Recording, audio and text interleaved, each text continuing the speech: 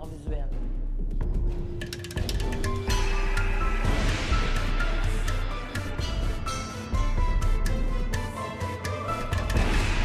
Lorrain, artiste.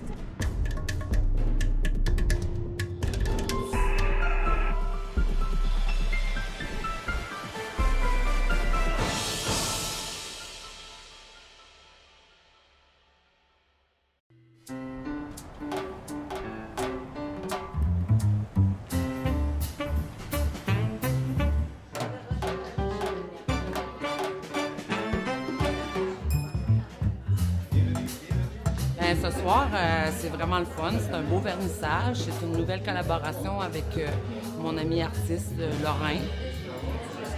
On est contente parce que ça bouge, là. Il y a des gens, les gens nous font des bons commentaires. Autant que nos styles sont extrêmement opposés, on fait les deux du personnage, on est les deux dans l'émotion, mais on s'entend, là, moi je dis que c'est ma sœur, on est des flammes jumelles, comme on dit, là, tu sais. Je raconte mon histoire du personnage, là, mais puis ça change. On a deux mondes différents. Tu sais, Diane, elle, c'est plus la gestuelle, le mouvement, puis moi, je peins tranquillement. Nous autres, on est dans la simplicité, on est dans la création. On est souvent à barrer la porte puis à pas vouloir que personne rentre parce qu'on est vraiment dans notre énergie créative.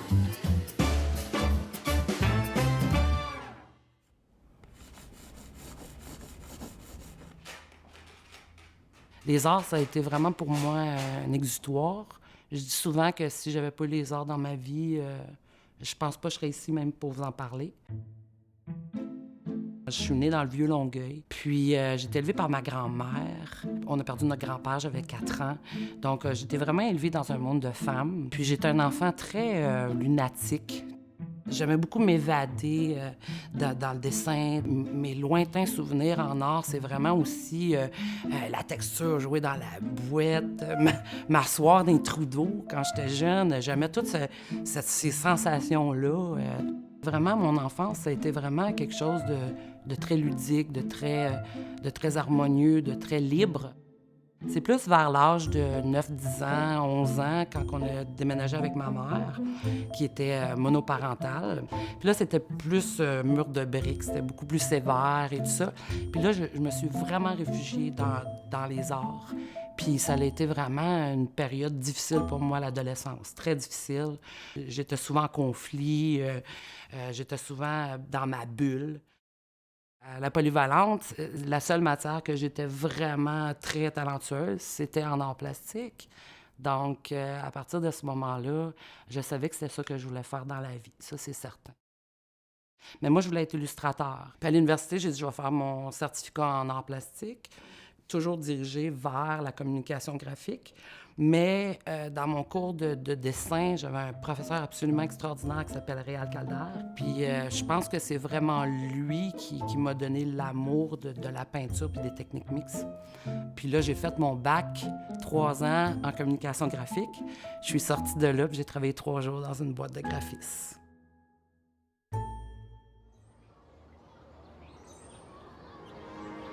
On est sur la rue Notre-Dame et Marston, dans mon quartier où je suis née. Puis moi, je suis née par là.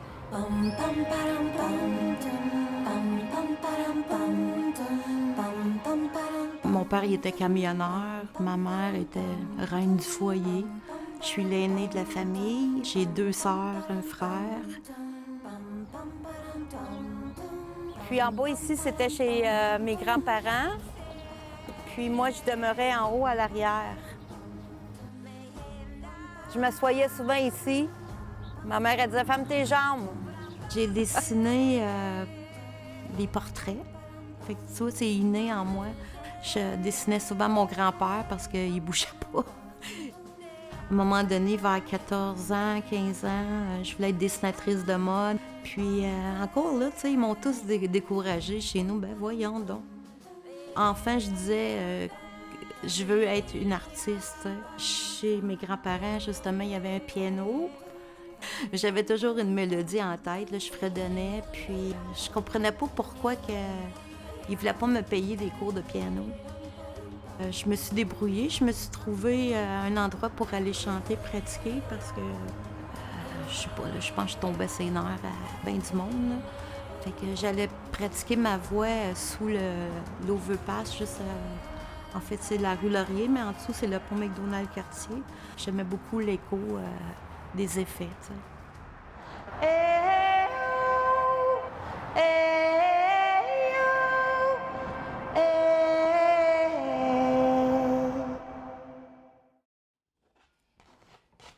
J'ai eu une grande période où je donnais des ateliers qui s'appelaient justement les ateliers créatifs. Donc, j'ai travaillé beaucoup avec les enfants, puis beaucoup au niveau de la créativité. J'ai été aussi directrice de service de garde, travailler avec les enfants. Mais j'ai commencé vraiment là, à faire du portrait, mais je faisais juste des portraits d'enfants. J'adore les enfants, puis j'essayais d'avoir des enfants, puis ça fonctionnait pas. Là, j'ai décidé de faire un traitement in vitro, puis j'avais acheté une ferme éducative où j'invitais les groupes d'enfants à venir faire de l'art, du land art. On avait des ateliers en forêt, j'avais une petite mini-ferme où on expliquait la vie à la ferme. Puis là, ben, j'ai fait un traitement in vitro qui n'a pas fonctionné, donc il y a plein de choses qui ont éclaté dans ma vie. Donc, mon conjoint, à l'époque, qui avait des problèmes, on s'est séparés, donc j'ai perdu ma maison. Donc, en même temps, mon entreprise, en même temps, tout l'espoir de fonder une famille. Puis j'étais rendue à 42 ans. Puis là, c'est la journée où j'ai dit, à partir de maintenant, c'est que de l'art dans ma vie. Puis le portrait est venu... c'est une période... C'est une période super difficile.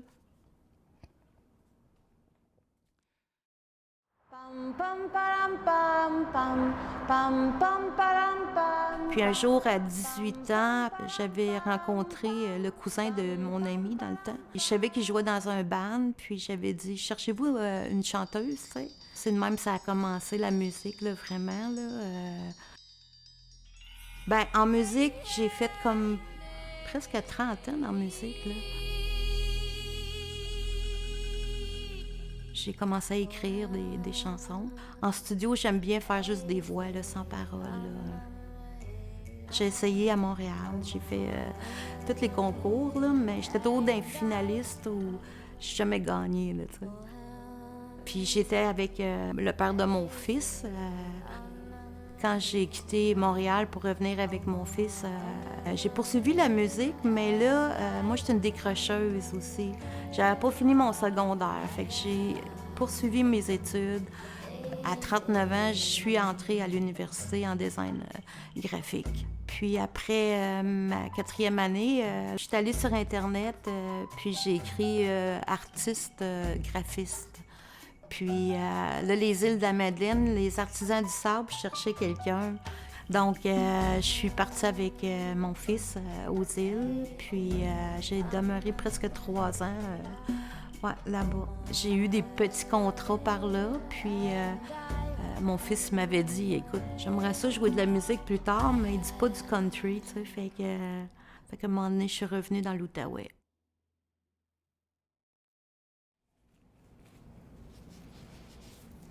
Là, à partir de là, ce gros tsunami-là qui est passé dans ma vie, j'ai vraiment réalisé que c'était moi qu'il fallait que je mette au monde. Puis à partir de là, tout a éclaté. Je suis revenue à mes amours d'université, à tremper des cotons-fromage dans l'acrylique, à laisser la dégoulinure, à travailler avec l'erreur. Puis là, de représenter la femme dans tous ses états, représenter la femme comme moi, j'ai été élevée avec toutes ces femmes-là, avec ma grand-mère, ma mère, ma sœur, sans hommes. Donc, j'ai représenté beaucoup des femmes fortes, des femmes voyageuses, les femmes attitudes. J'ai eu les femmes corbeaux, beaucoup des femmes qui n'ont pas peur de leur féminité aussi. Tous ces personnages-là qui ont apparu, c'était mes enfants, c'était moi aussi. Moi, comme femme, c'est ce qu'on est, hein? C'est ce qu'on vit aussi.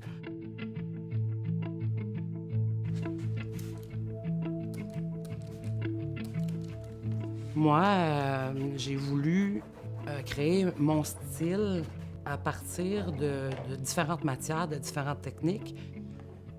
Dans un tableau, je peux avoir 7 à 8 techniques, des fois 10 techniques différentes. Qu'on ne lit pas le tableau juste de gauche à droite, de haut en bas.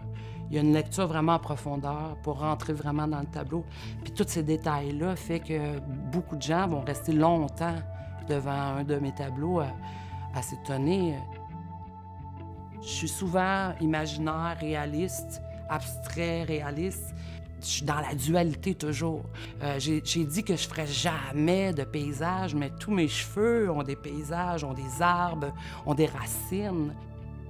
Les dernières, les porteurs avec les corbeaux, c'est littéralement le nid que les corbeaux sont assis dessus.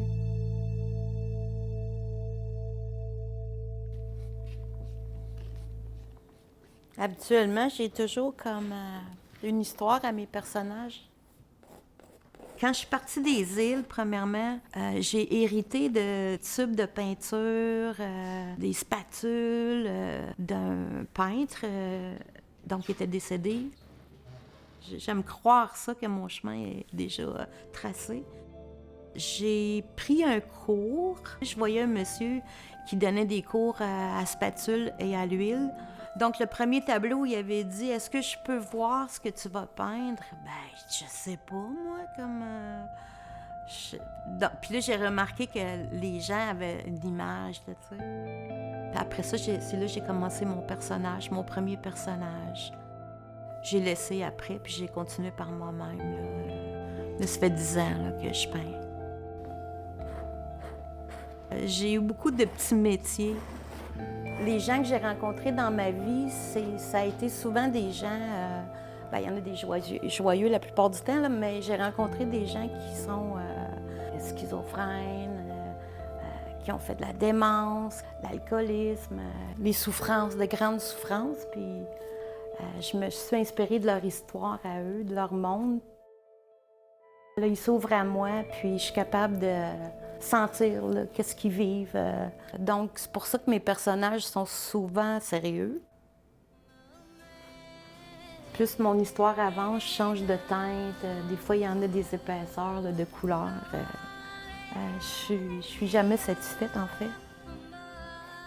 Habituellement, j'ai mon histoire qui arrive, puis qui grandit, puis que, mon Dieu, que j'en ai des conversations dans ma tête, là, puis quand vraiment je suis dans la musique, en train de peindre, il n'y a plus rien qui existe, il y a juste comme mes émotions, mon cœur, qui fait en sorte que je veux que mes personnages vibrent, justement, l'émotion que j'ai.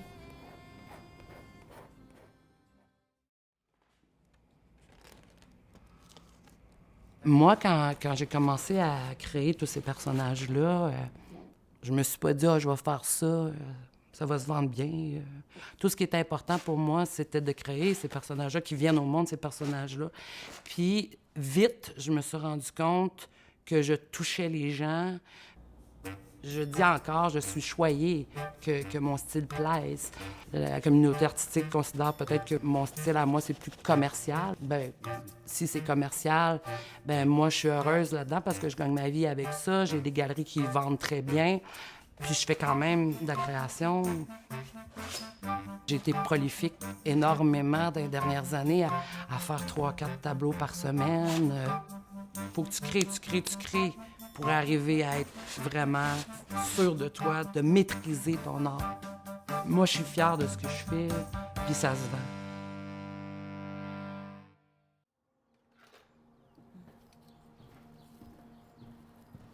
Je savais même pas que j'étais pour exposer. Ma première expo, c'était dans un restaurant, un bistrot à Hall. C'était sorti à l'Opéra. Puis mon premier client, c'est M. Lawrence Cannon, qui était ambassadeur du Canada. Puis mon tableau était à Paris. C'est pas n'importe qui achète du Lorrain. Quand j'ai exposé la première fois, je me suis dit, OK, je pense que j'ai trouvé vraiment là, ma voie à moi parce que je suis vraiment seule à créer, à gérer tout ça. Puis après ça... j'ai appliqué pour Saint-André-Avelin, le Centre d'action culturelle. Puis mon thème, c'était les Nuits de Salomon. Donc, ça a été accepté. Puis écoute, ça faisait 2 ans que je peignais. Donc là, c'était vraiment ma première série, là. Puis ça a bien été, ça aussi. Puis après, ben j'ai fait des portraits que des fois je regroupe ensemble, puis je donne un titre.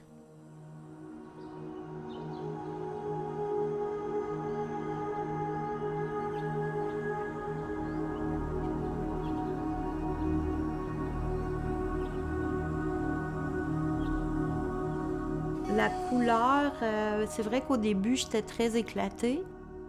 J'ai essayé la spatule, j'ai essayé le pinceau très léché.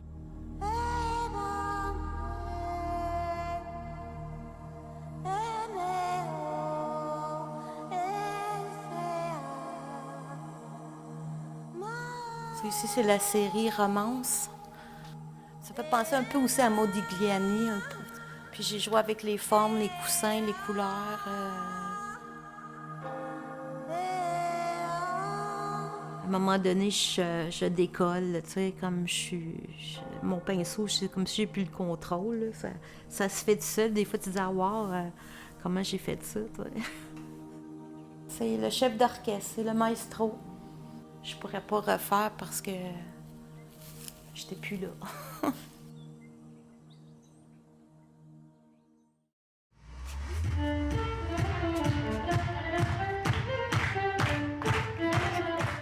Le Art Battle, c'est un concept très stimulant. On se retrouve, plusieurs artistes, à compétitionner et à créer un tableau en 20 minutes. Puis là, les tableaux sont mis en enchère. Puis là, ils font un régional, un national et un international.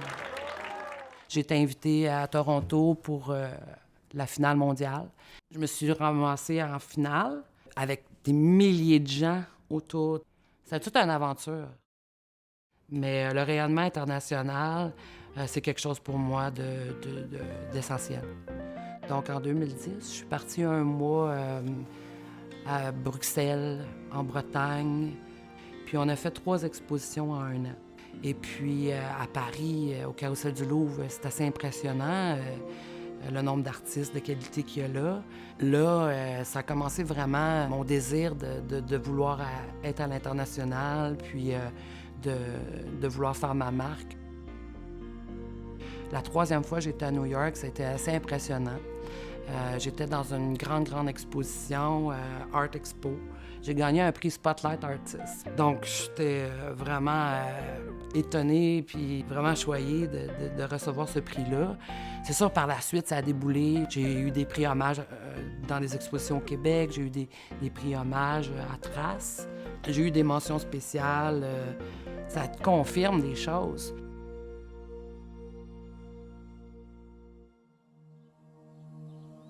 Le tour du bloc, ben, je me suis inspirée de moi, de mon enfance. Ça part de moi assis dans les marches. Puis je me disais, bon, c'est quoi qu'on fait aujourd'hui? Je devais bouger, là, moi, là, tu sais. C'est des histoires cocasses, là, pour la plupart de mes tableaux qui sont reliés à mon enfance.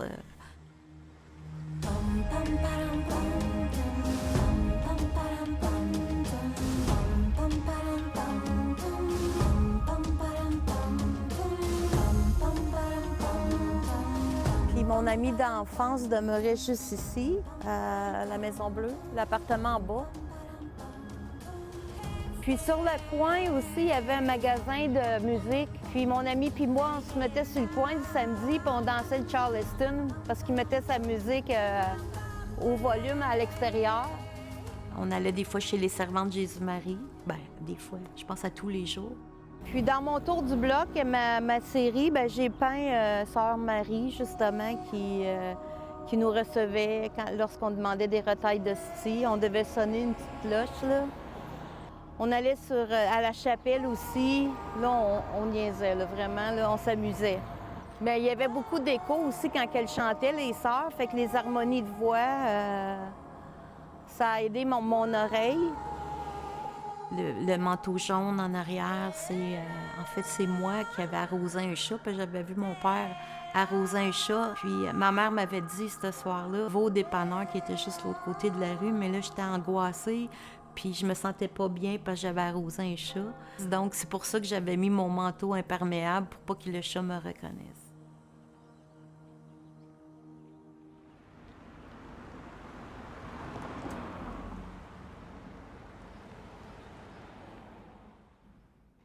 Bien, moi, du début que j'ai commencé dans ce métier-là, c'était évident que j'aurais un superbe atelier. La galerie est venue du désir de vraiment exposer mes choses et peut-être d'éduquer les gens. Cette galerie-là, je l'ai eue pendant 4 ans. J'avais envie d'inviter des artistes, de monter des expositions. J'ai fait Cette femme s'expose pendant plusieurs années. J'ai fait des expositions sur l'abstraction, sur le nu. Puis j'invitais des artistes et que c'est épuisant. Là, après ça, j'ai fait non, je pense que je vais me calmer un peu. Malgré que quand j'ai ouvert ici, en plein cœur du centre-ville de Buckingham, j'avais comme envie d'un atelier. Puis toute cette partie-là, galerie en avant, j'avais pas vraiment envie de ça. Mais en même temps, je me suis rendu compte que c'était un bienfait que j'ai ça. Puis des fois, on organise des événements et tout ça, parce que c'est mon petit côté entrepreneur aussi qui veut gérer ça, qui veut amener d'autres artistes, mon côté rassembleur aussi. Mais en même temps, j'ai appris qu'il fallait que je me concentre beaucoup plus à ma création. Puis c'est ça, des fois, barre la porte, puis on n'est pas ici, ou appelez-nous, si, puis ça marche très bien, comme.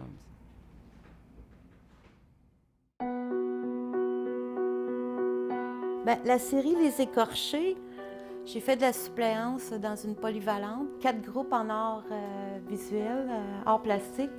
Donc, j'avais les 4 classes de comportement difficile.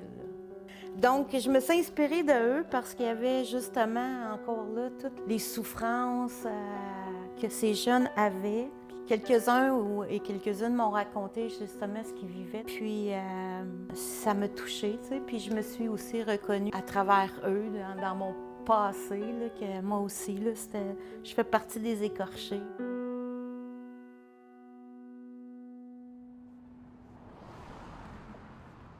Quand je suis arrivée dans l'Outaouais, moi, j'ai senti qu'il y avait beaucoup d'émergence.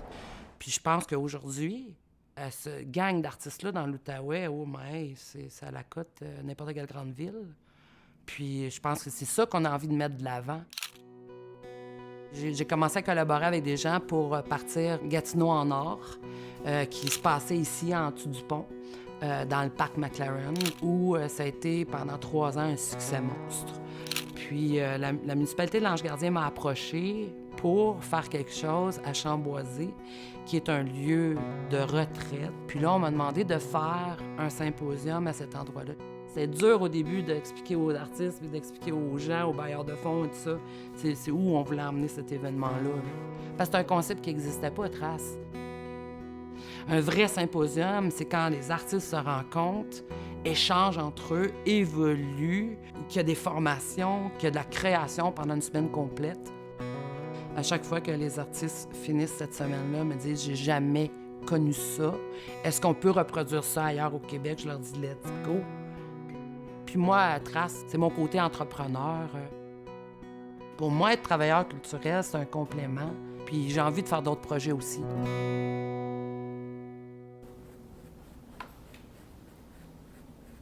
J'ai parti du micro, après ça, la souris, puis maintenant, c'est le pinceau.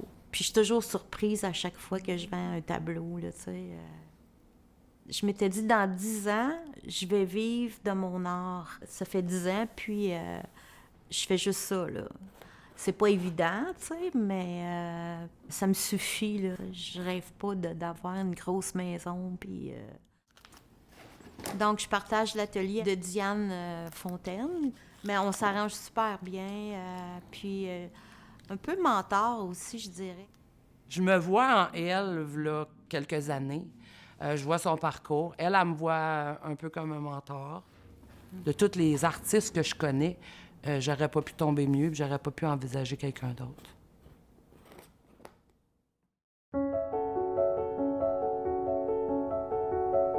Les gens pensent que je fais que du portrait parce que c'est vraiment ça que je promouvois, parce que c'est ça que ma clientèle veut le plus.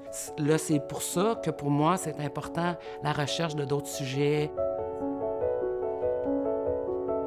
Comme là, c'est les monotypes, c'est ces personnages-là un peu plus guerriers de la Terre.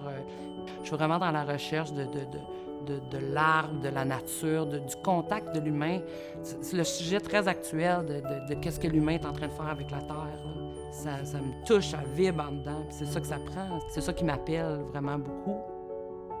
Si je n'étais pas un artiste, je serais un être extrêmement troublé. Puis au lieu de laisser ça m'envahir, ben faut que je le sorte, faut que je le crée, faut que je le dessine, il faut que je l'invente. Puis là apparaissent des personnages complètement mystiques, intemporels.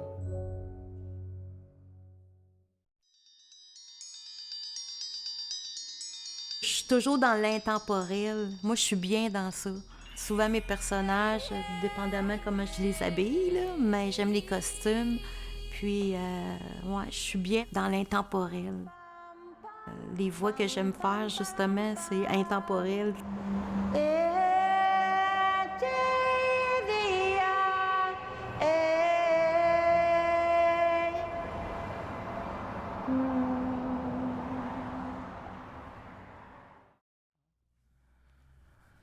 C'est mon gros lot d'amour. Hein? T'es-tu mon gros lot d'amour, toi? Oui. Ben moi, c'est sûr que quand je m'en viens à l'atelier, ben lui, il me suit tout le temps. Tout le temps depuis qu'il est bébé, Picasso. C'est l'énergie aussi qui me dit OK, là, c'est temps de prendre une pause, qu'on va en marcher un petit peu, là. Parce que sinon, je ne m'arrêterai jamais. Je vais marcher avec Picasso au village. Je prends souvent cette passerelle-là.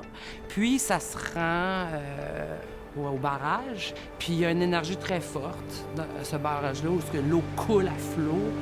Puis, quand je vis des choses qui restent pognées en dedans, bien, je m'en vais les libérer là. Ou je remercie la vie.